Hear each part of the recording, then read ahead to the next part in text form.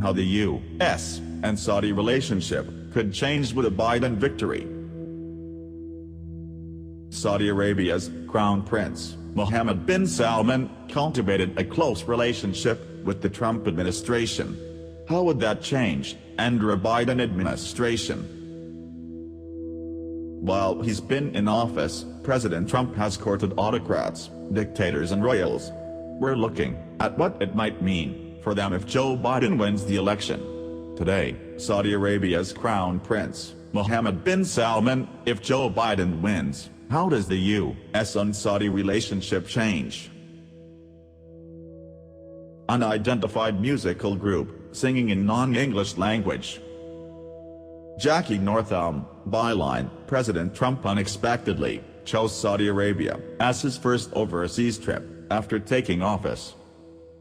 The Saudis lavished the president with gifts, adoration, and an elaborate sword dance. Unidentified musical group, singing in non-English language.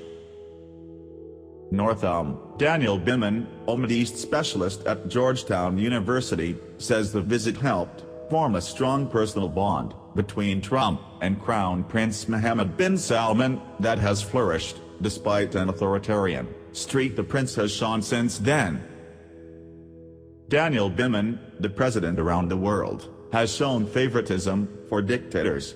So he seems very comfortable with what he would consider a strong leader. The Saudi leadership is also very openly pro-Trump. Northam, Trump helped the Crown Prince weather some serious missteps, human rights abuses, an air offensive in Yemen that's killed thousands of civilians, and the murder of Saudi journalist Jamal Khashoggi, who was killed and dismembered at the Saudi consulate in Istanbul. Trump brushed aside his own intelligence agency's findings that the Crown Prince approved the killing. President Donald Trump, maybe he did, maybe he didn't. Northam, Trump notes Saudi Arabia buys weapons that create U.S. jobs, and the Saudis helped pave the way for other Gulf nations to normalize relations with Israel. Sarah Leah Whitson, President Trump has personally, himself, taken on the role of protector and defender not just of Saudi Arabia as a government, but in the individual of Mohammed bin Salman.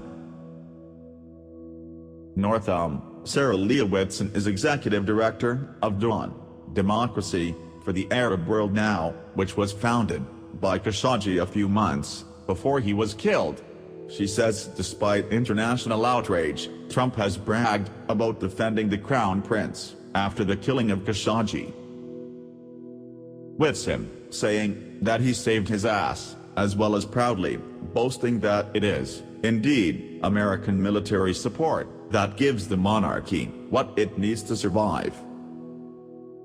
Northam, Vice President Joe Biden, says he would take a tougher stand on Saudi Arabia. Here he is during a Democratic primary debate a year ago. Joe Biden, I would make it very clear, we were not going to, in fact, sell more weapons to them.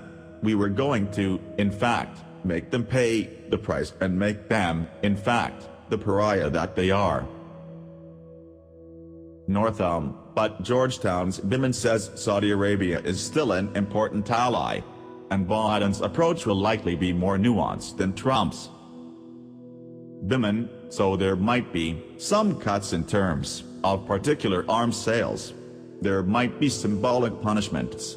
But the Biden administration is going to want a good relationship with Saudi Arabia, despite the many problems. Northam, Simon Henderson, with the Washington Institute for Near East Policy, says one hot-button issue will be about confronting Iran, Saudi Arabia's regional rival. Biden, for example, might re-enter the Iran nuclear agreement, which Trump pulled out of. Simon Henderson, and yet it appears to be a reasonably clear objective of a future Biden administration that they would rejoin, either as is or in a renegotiated form.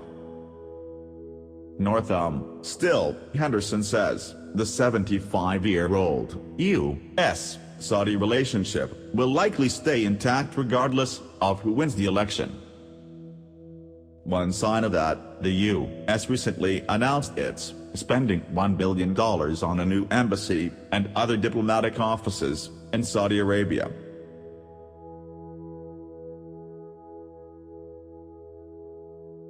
Thank you for watching our video. Please like and share and subscribe.